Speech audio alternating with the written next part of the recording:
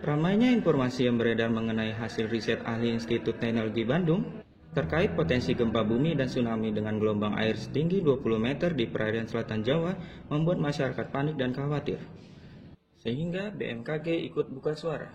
Terkait info yang beredar mengenai akan terjadinya tsunami setinggi 20 meter, itu adalah hasil kajian riset para pakar ya, dan itu udah sering dilakukan oleh pakar dari dalam maupun luar negeri.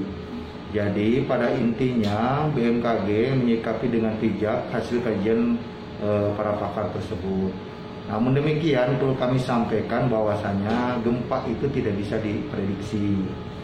Adapun hasil kajian itu kita sikapi sebagai salah satu upaya terkait untuk prepare atau persiapan mitigasi bencana kalau memang skenario itu terjadi. Jadi perlu kami tegaskan bahwa info tersebut merupakan hasil kajian riset para pakar dan intinya BMKG menghargai hasil kajian riset tersebut. Nah, BMKG secara rutin selalu menyiarkan jikalau ada kejadian gempa yang bahkan berpotensi menimbulkan tsunami. Kami sekarang time limitnya bahkan mampu memberikan akses informasi kurang lebih 3 menit sebelum kejadian tsunami. Sebaiknya masyarakat mulai bijak untuk menyaring informasi yang beredar, apakah itu bentuknya sifatnya kajian, hoax atau real kejadiannya. Nah, antisipasinya tentunya ya masyarakat lebih aware lah terhadap informasi yang dikeluarkan oleh BMKG khususnya terkait kejadian gempa dan tsunami, serta beberapa pihak mitra kerja BMKG yang tentunya mengeluarkan informasi yang sejenis. Menurut forecaster BMKG Maritim Panjang Lampung, ketinggian gelombang laut mencapai 1,25 hingga 6 meter terutama wilayah pesisir barat Lampung. Untuk cuaca saat ini, untuk gelombangnya di wilayah Lampung, untuk wilayah perairan barat hingga Selat Sunda bagian barat itu gelombangnya masih cukup signifikan tinggi, berkisar antara 2,5 meter hingga 5 meter. Untuk di wilayah perairan timur Lampung hingga Teluk Lampung itu berkisar antara 0,5 meter hingga 1,25 meter.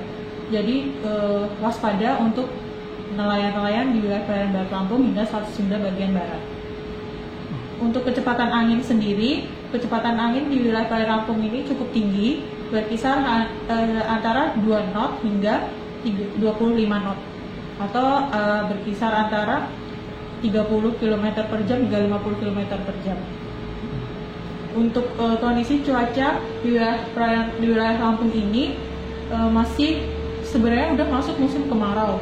Tetapi karena ada gejala lain yaitu adanya La Nina yang udah masuk level waspada, maka curah hujan di wilayah Lampung sendiri ini masih cukup signifikan dari ringan hingga hujan lebat. Untuk dampak sendiri di wilayah Lampung, karena adanya La Nina yang udah masuk waspada ini, berarti Lampung ini curah hujannya masih cukup tinggi. Jadi untuk pertanian dan perkebunan dan lain-lain itu masih mendukung. Jadi alhamdulillah Lampung masih dikasih cukup banyak air hujan. Sampai akhir tahun mungkin masih cukup, hujannya masih cukup tinggi. Wahyu Setiawan, radarlampung.co.id melaporkan.